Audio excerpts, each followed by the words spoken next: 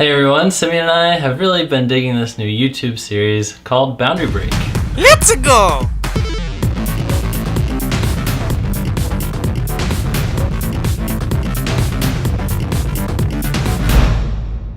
Alright, so I'm Scott.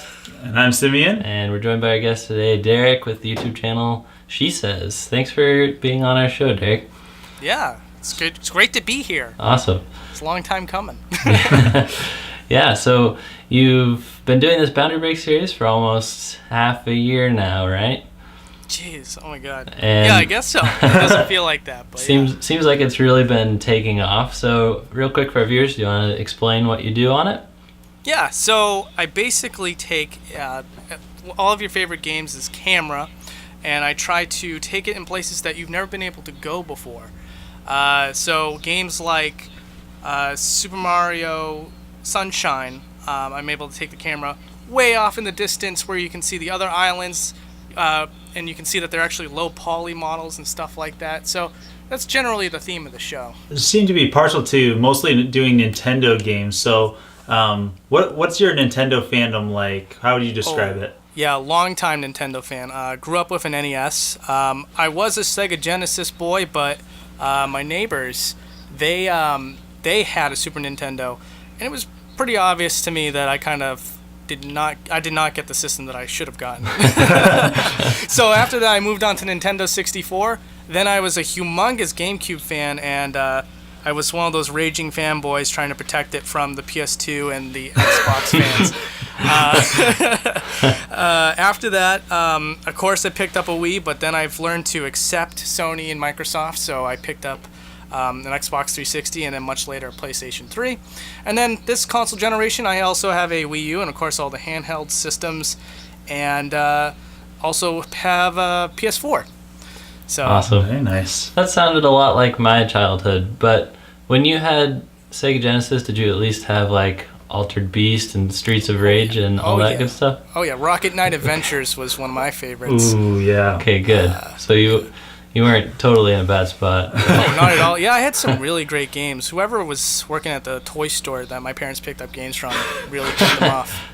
So, That's awesome. got some great ones. So what I love about Boundary Break is that it's just such a strong concept, and it reminds me a lot of the channel What's Inside. You guys know that channel? It's I've heard of it. Father and son, they just cut things open and everything. They've even done it on their 1 million subscriber YouTube plaque. Holy to cow. see what's inside of it.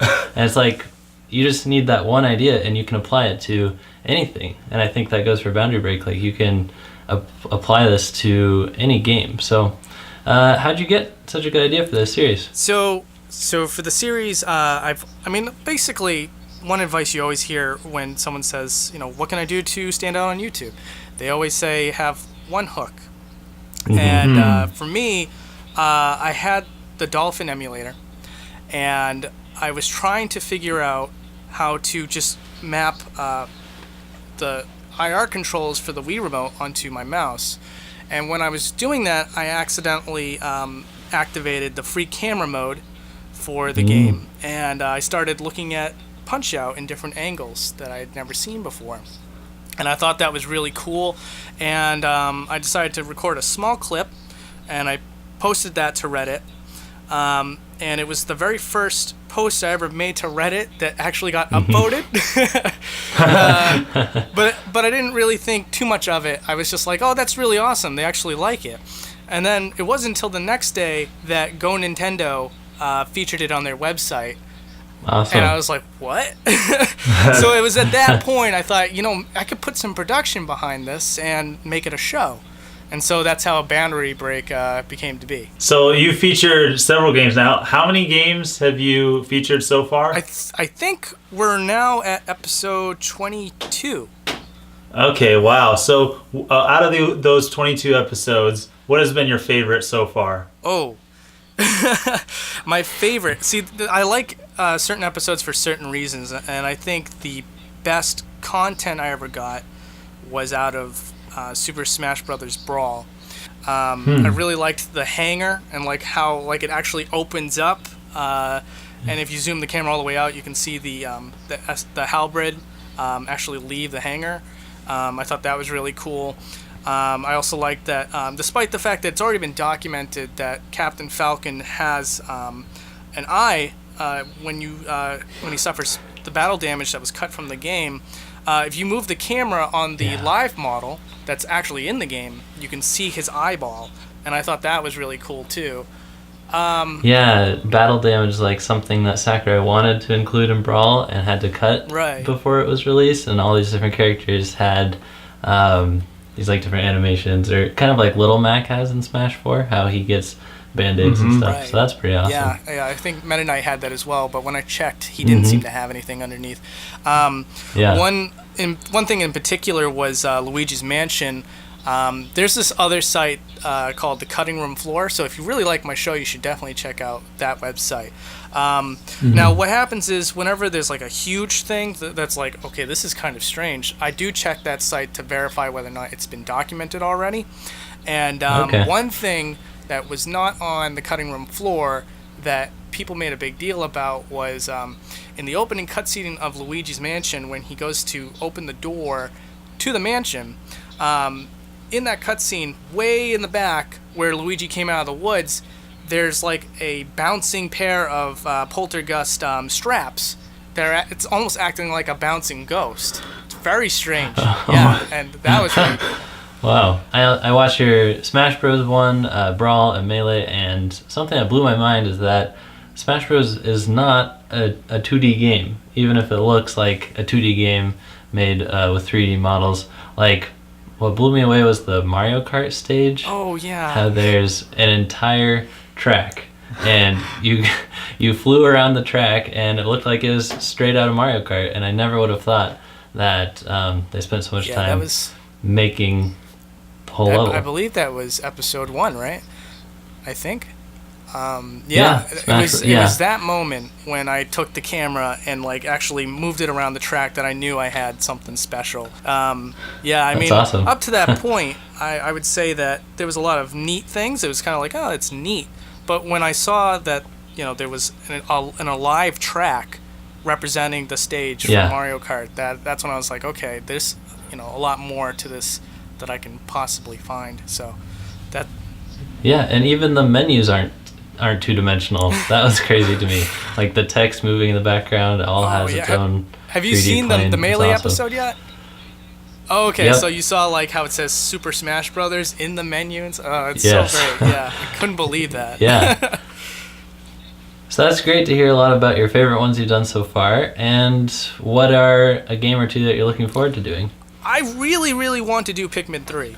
That's one that's like coveted right now, and I play through it regularly, like once a year since it came out, and this year especially was really heavy on my heart because like I'm like looking around the areas and I'm like, oh man, if I could just get the camera over there.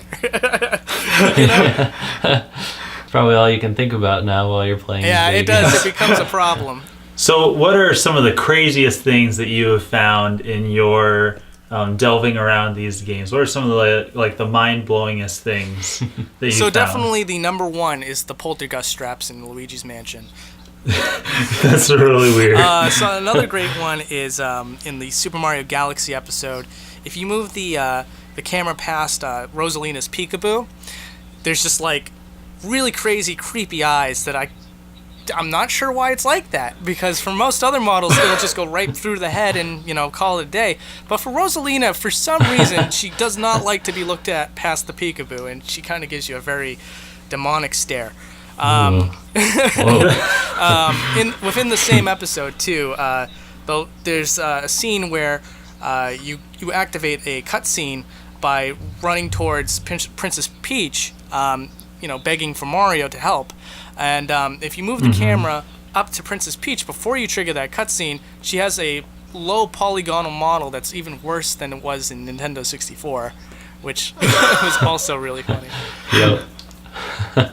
So you mentioned that you're doing this in Dolphin, and I'm not very familiar with it. So what are some of like the technical parts that go into making your show, and does needing the Dolphin emulator, does that limit you to GameCube and Wii, or how does that all work? For the most part, throughout most of the series, it has limited me to just GameCube and Wii. I've always encouraged viewers that if they have a PS2 game in particular that they really want to see an episode of, if they can find and just tell me where to install a moon jump and wall clipping cheat code, I can make a PS2 episode as well, but that just hasn't happened yet. Right now, currently, I don't know if you guys are fans of Dark Souls, but never played it a little bit. Me personally, I'm a humongous fan of Dark Souls, so I'm very excited about moving past GameCube and Wii for this next episode to actually use the PC version of Dark Souls and make an episode out of that. And I was literally just a few minutes ago just finally getting the camera to work, and already I've found like a ton of really great stuff. So, man, those are huge games too. Yeah. Well, it's funny. I'll give you a little exclusive right now. In the beginning area, I know you guys haven't played much of it, but in the very beginning area, you can see like a town way off in the distance, and usually in cases like that, the developers will just draw a picture of a town, and just, since it's so far away, you can't check to see if it's a real town or not. But I took the camera over there just, like I said, like a half an hour ago, and it's a fully rendered town, and it's huge. Oh. Yeah, oh my goodness. Awesome. I got at least 10 minutes of my episode dedicated to that for sure. It's crazy. So in your adventures of posting these videos, what are some things that you've learned about YouTube and being a YouTuber? So, there's a couple things I've learned. One is that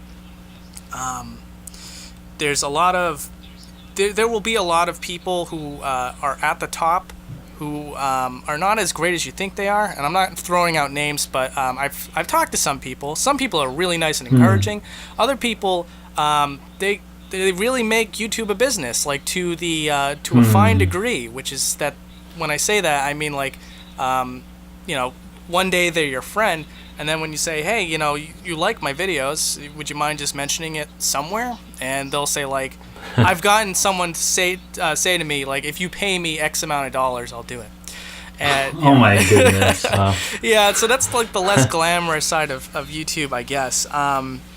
Yeah. Another thing, too, is if you have a great idea, make sure you post videos regularly, and also do not do what I did, So what's weird is I don't mind if my audience remains small. It's because once you get too big, I've noticed that there's a lot of haters that end up coming out of the woodwork.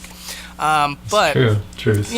Just to experience the full YouTube experience, I kind of played by the rules and stuff. And then at one point, I put out a Sonic Adventure episode. Now, what happened in that episode was I had a scene in it that really didn't belong in the show, and a lot of people were commenting, hey, you can access this part of the game on your own time. And I was like, well, why not just re-upload it with that scene removed? Now, what happened from there was I was getting about 30 to 40 subscribers a day. Wow. Yeah, and this was all because of the YouTube algorithm. But because I re-uploaded that video, I think it started a bad mark against my channel as far as the algorithm goes, because then all of a sudden it went from 30 to 40 to 20 a day. And then I did the Ocarina of Time episode after that, and it was a huge production. I got a lot of people involved, and just going through the entire game just ate up a lot of my time. So it took about 3 weeks to get that episode out. And so after that episode, the algorithm was like now completely against me. And I still get random people who will subscribe to my channel a day, but it's gone from 30 to 40 to about 5 to 3. So just be very careful when you do stuff like that, because I guess it really matters. I guess so. Oh, good lessons. Yeah, definitely. So, last question for you. You said you don't mind if your audience stays small, what are your goals for your channel and for your show? So now I don't have much in the way of goals, but really I've already kind of met my number one goal, which is just to have an audience and be able to entertain them. So mission accomplished there. Congratulations. Although if I did become big, which I don't imagine that will happen. I mean, I'll continue to dedicate myself and see where it goes. But if I did become big, my next goal would definitely be to bring up people. All too often, I mean, I've been doing the YouTube video thing for like 3 years, I think, and it's really hard to get anybody to watch your videos. And then the people who've already made it, they seem to have a large disdain for just exposing people. And I think yeah, you ask people, how do you get big on YouTube, and they say, do collaborations. Yeah. And then you ask, will you do a collaboration with me? And they're like, no, you're not big. Yeah, exactly. That's the one hurdle is that like if I'm small, I don't offer anything to someone who's big, right? Right.